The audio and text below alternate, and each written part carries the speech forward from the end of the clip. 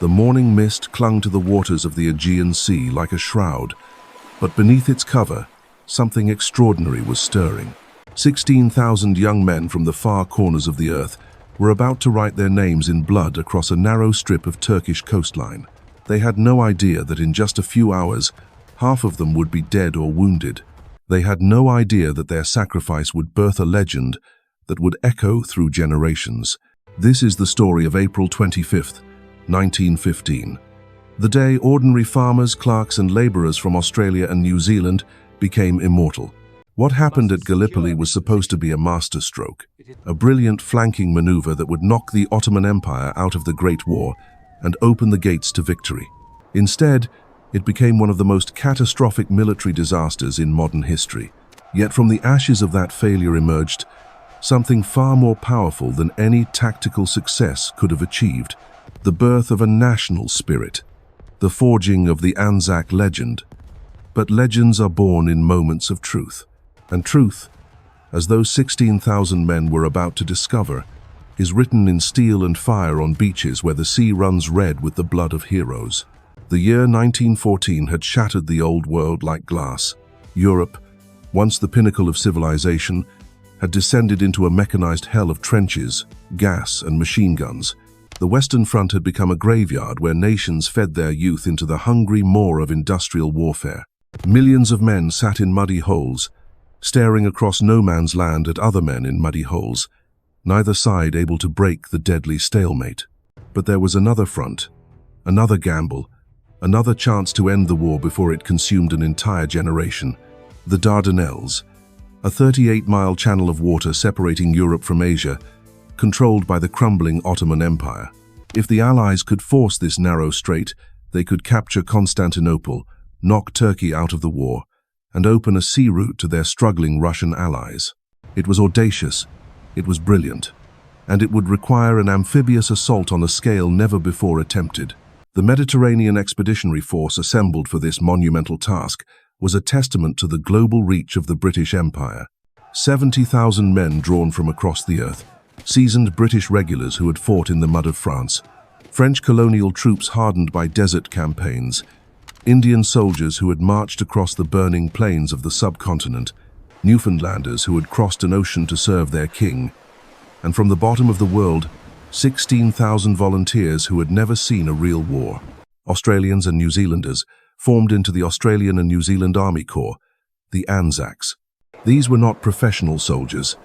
They were farmers' sons from the wheat fields of Victoria, stockmen from the cattle stations of Queensland, shop clerks from the streets of Sydney, miners from the goldfields of Western Australia, young men who had answered their empire's call with enthusiasm that bordered on innocence.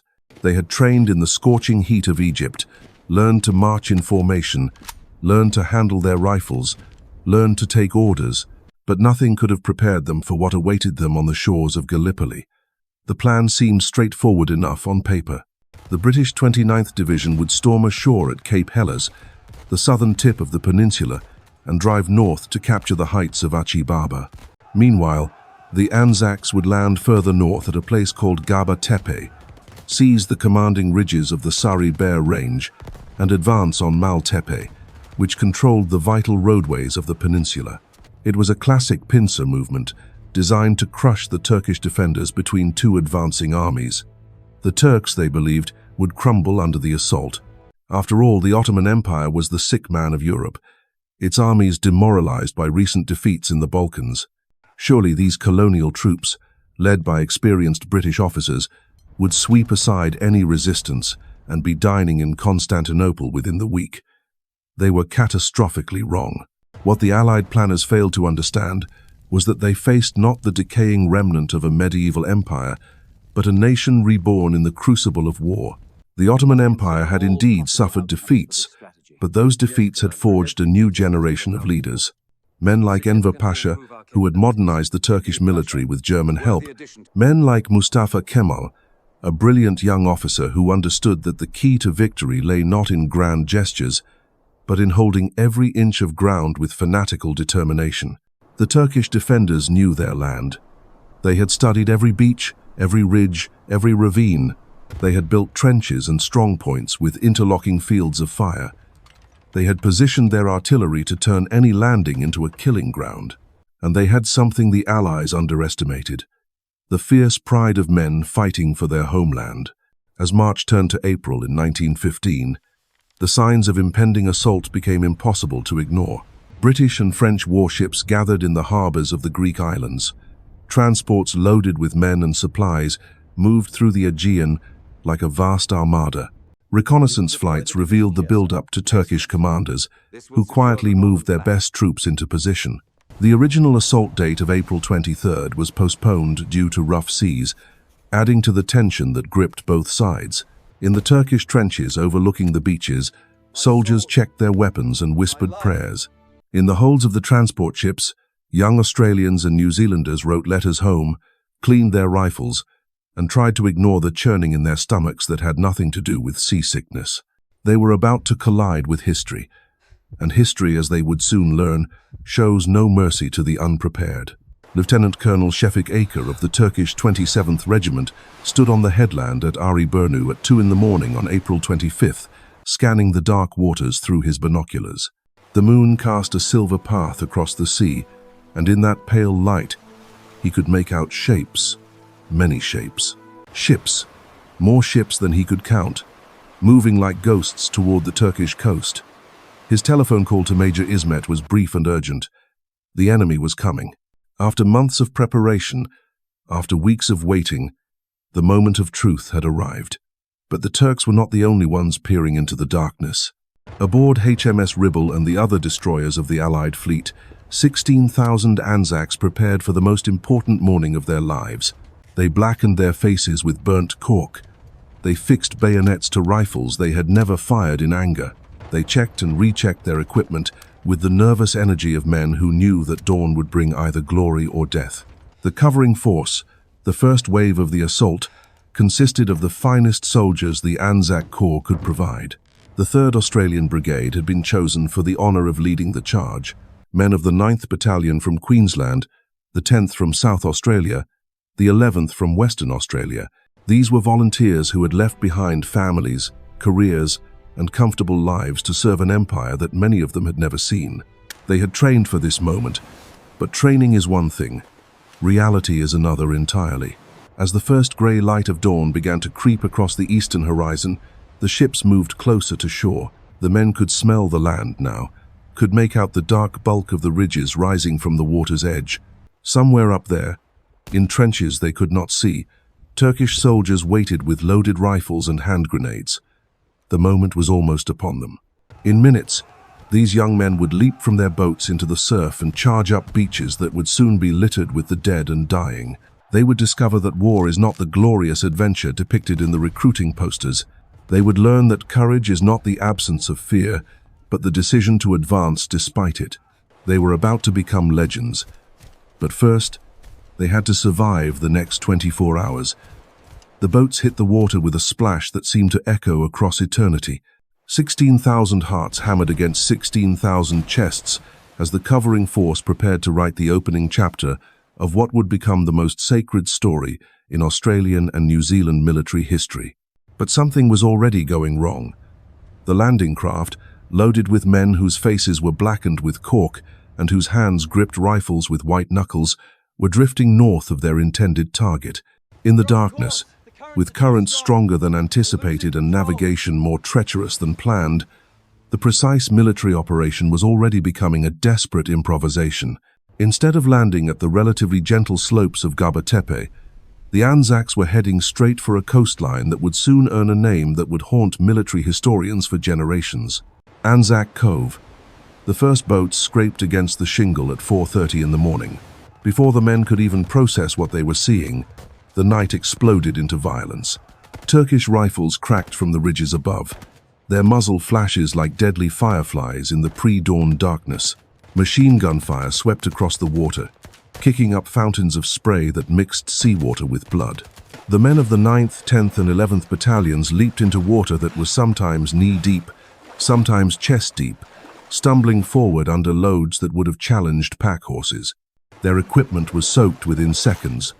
Their careful formations dissolved into chaos as men struggled to find footing on rocks slick with seaweed and spray.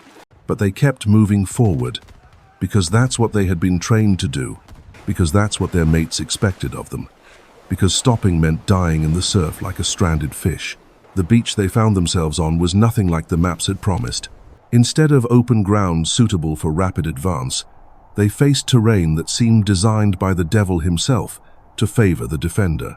Steep gullies cut through scrubland so thick that a man could disappear within yards of his comrades. Razor-sharp ridges rose at angles that would challenge a mountain goat.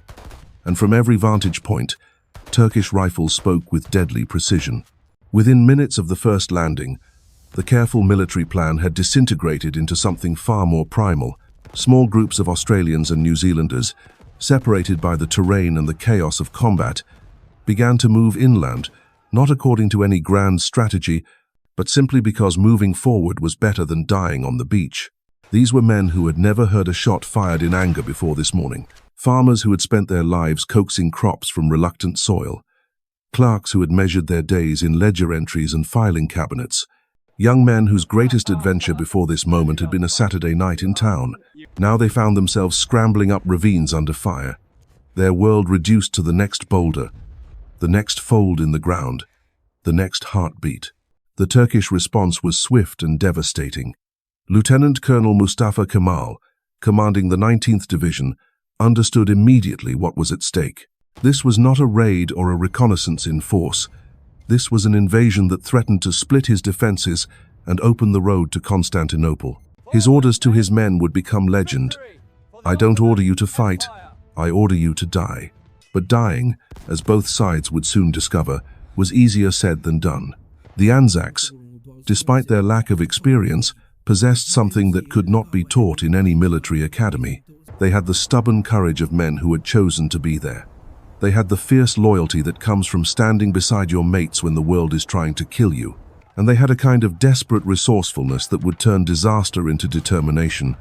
As the sun climbed higher, painting the Mediterranean in shades of gold and crimson, the scale of the catastrophe became clear. The ANZACs were not advancing according to plan. They were not seizing the commanding heights of Sari Bear. They were not opening the road to Constantinople. Instead, they were clinging to a narrow strip of coastline, pressed between the sea and an enemy that seemed to multiply with every passing hour. By noon, 2,000 of them were dead or wounded. 2,000 young men who had woken that morning full of hope and determination were now scattered across the gullies and ridges of a peninsula most of them couldn't even pronounce. The medical stations on the beach overflowed with casualties. The water ran red where the wounded were carried down to waiting hospital ships. Any reasonable military commander would have ordered a withdrawal. The assault had failed. The surprise was lost. The casualties were mounting by the hour. Common sense dictated cutting losses and trying again elsewhere. But General Sir Ian Hamilton, watching the carnage from his headquarters ship, made a decision that would echo through history. The ANZACs would stay. They would dig in. They would hold their ground until reinforcements could be landed or evacuation became the only option. What Hamilton couldn't have known was that his decision would transform a military failure into something far more precious. In the desperate hours that followed, as Australian and New Zealand soldiers scraped shallow trenches from the rocky soil and prepared to face the Turkish counterattack, they were creating something that would outlast empires and outlive generations. They were creating the Anzac spirit. The men who had landed as individuals that morning were already becoming something else. The Queensland farmer found himself sharing his water with a New Zealand shepherd. The South Australian clerk handed ammunition to a Western Australian miner he had never met but would now trust with his life. Regional rivalries and colonial differences meant nothing when Turkish or nations. Charles Bullets made no distinction between states. Bean, the Australian war correspondent who had landed with the troops, moved through the chaos with a notebook and a determination to record what he was witnessing. Even in the midst of the carnage, he recognized that something extraordinary was happening. These were not professional soldiers following orders with mechanical precision. These were citizen soldiers improvising, adapting, and enduring with a kind of gallows humor that would become their trademark. As darkness fell on April 25th, the ANZACs controlled perhaps half a square mile of Turkish territory. It was a precarious foothold, overlooked by enemy positions and supplied only by boats that had to brave constant sniper fire. Military strategists would call it a failure, but something else was being born in those hastily dug trenches, something that would prove far more enduring than any tactical victory. The men settling in for their first night on Gallipoli had no idea they were about to become legends. They only knew that they had survived one of the longest days in military history, that their mates were counting on them, and that tomorrow would bring fresh challenges that would test everything they thought they knew about courage, sacrifice, and what it meant to be Australian or New Zealand. The beach massacre was over. The legend was just beginning. The sun that rose on April 26th brought no relief to the men clinging to their narrow foothold on the Gallipoli Peninsula. If anything, daylight revealed the full horror of their situation. The Turkish positions commanded every approach. Snipers picked off anyone foolish enough to show themselves above the hastily constructed parapets. Artillery shells screamed down from the heights, turning the beach into a moonscape of craters and twisted metal. But the Anzacs adapted with a speed that amazed even their enemies. Men who had never built anything more complex than a fence post became expert engineers overnight. They carved dugouts into the cliff face with bayonets and mess tins. They constructed communication trenches that zigzagged through the scrub like deadly mazes. They learned to move like ghosts, using every fold in the ground, every shadow, every trick that might keep them alive for another hour. The transformation was remarkable. Soldiers who had complained about army food now fought over scraps of bully beef crawling with flies. Men who had grumbled about uncomfortable barracks now slept standing up in trenches barely 3 feet deep. The comfortable assumptions of peacetime life evaporated like morning mist under the harsh sun of war. Water became more precious than gold. Every drop had to be carried up from the beach under sniper fire. Men learned to ration their canteens like misers, taking tiny sips that barely wet their lips. The lucky ones collected rainwater in ground sheets during the brief storms that swept across the peninsula. Others learned to drink their own urine when desperation overcame disgust. Food was equally scarce and infinitely more revolting. Biscuits arrived so hard they could stop bullets, soaked in seawater and often green with mold. Tinned meat that might have been beef or might have been something else entirely attracted. Clouds of flies the moment a can was opened. Fresh vegetables were a distant memory. Scurvy began to appear among the men, their gums bleeding and their teeth loosening in mouths that tasted of metal and despair. Yet, somehow, impossibly, morale held. The Anzacs developed a gallows humor that became their signature. They gave nicknames to Turkish snipers who had become familiar adversaries. They organized betting pools on which trench would be shelled next. They wrote letters home that downplayed the horror and emphasized the adventure, protecting families thousands of miles away from the truth of what their sons and husbands were enduring. The Turks, watching from their superior positions, began to develop a grudging respect for these colonial soldiers who refused to break. Mustafa Kemal himself noted in his dispatches that the Anzac troops displayed a tenacity that surprised even veteran Ottoman officers. These were not the soft colonials they had expected to sweep back into the sea. These were fighters who seemed to grow more determined with every reverse. As April turned to May, the character of the campaign began to change. The war of movement that both sides had anticipated devolved into something grimmer and more familiar. Trench warfare, that hallmark of the Western Front, took root in the gullies and ridges of Gallipoli. But here, compressed into a space smaller than many city neighborhoods, the fighting took on an intimacy that made the battles in France seem almost impersonal by comparison. Men fought with bombs made from jam tins packed with nails and explosives. They hurled these crude grenades back and forth across trenches, so narrow that enemies could hear each other breathing. Sometimes the same bomb would be thrown back and forth 3 or 4 times before exploding. A deadly game of catch that epitomized the surreal nature of the campaign. Bayonet charges became commonplace, not because commanders ordered them, but because there was often no other choice. When Turkish soldiers broke into Anzac trenches, the fighting became hand-to-hand, brutal and primitive. Men who had never harmed another human being learned to kill with knives, clubs, and bare hands. The veneer of civilization stripped away to reveal something far older and more savage. The medical situation grew increasingly desperate as the weeks passed. Wounded men had to be evacuated down narrow paths under constant fire. Stretcher bearers became some of the most heroic figures of the campaign, carrying injured comrades through gullies swept by machine gun fire. Many never made it to the beach. Their bodies joined the thousands already scattered across the peninsula, slowly decomposing under the Mediterranean Sunday. Disease proved as deadly as Turkish bullets. Dysentery swept through the Allied positions with devastating effect. Men weakened by poor food and constant stress succumbed to illnesses that would have been minor inconveniences in peacetime. Enteric fever, typhoid, and a dozen other ailments turned strong young soldiers into hollow-eyed wraiths who could barely hold their rifles. The flies became a torment beyond description. Bloated corpses scattered across no man's land attracted clouds of insects that made eating a nightmare. Men learned to bolt their food while waving their hands constantly to keep the black swarms away from their mouths. Sleep became almost impossible as the buzzing filled every moment of quiet. Yet through it all, the bonds between the men grew stronger. Mateship, that peculiarly Australian concept of loyalty between equals, took on new meaning in the trenches of Gallipoli. Men shared their last cigarettes with strangers. They gave up their blankets to wounded comrades. They wrote letters for illiterate soldiers and carried messages for the dying. The British officers who had initially looked down on these colonial volunteers began to revise their opinions. The ANZACs might lack formal military training, but they possessed something more valuable: the ability to endure without losing their humanity. They could joke in the face of death, show kindness to enemies, and maintain their dignity even when reduced to living like animals.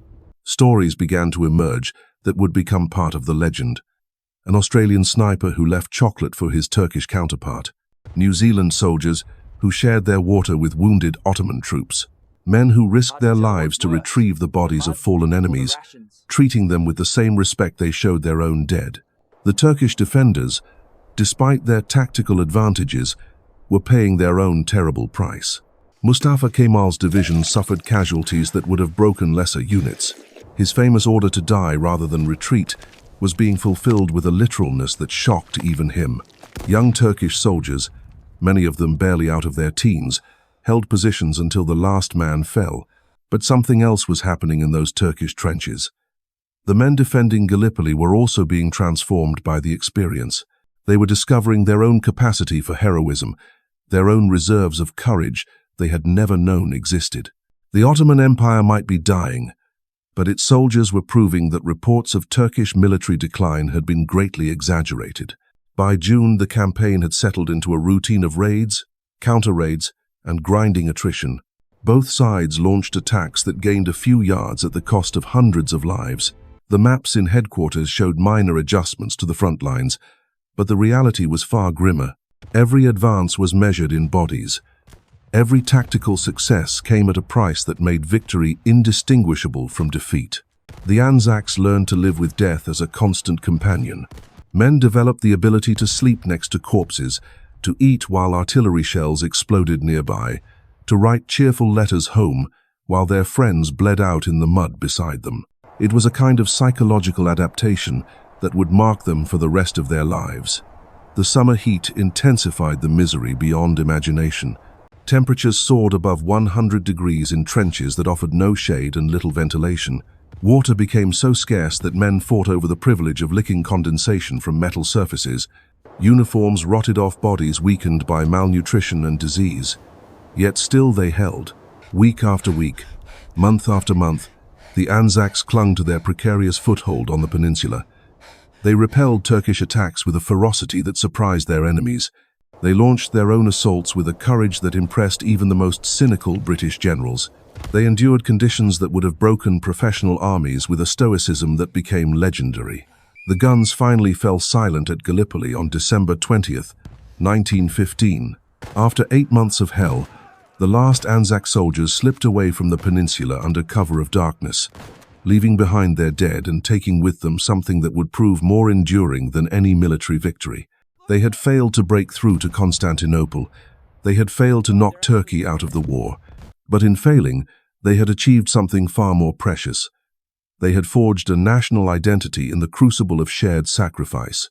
From that narrow strip of Turkish coastline, From those blood-soaked gullies and shell-torn ridges emerged the spirit that would define Australia and New Zealand for generations to come. The beach massacre had indeed turned ordinary men into legends, and legends, unlike empires, never die.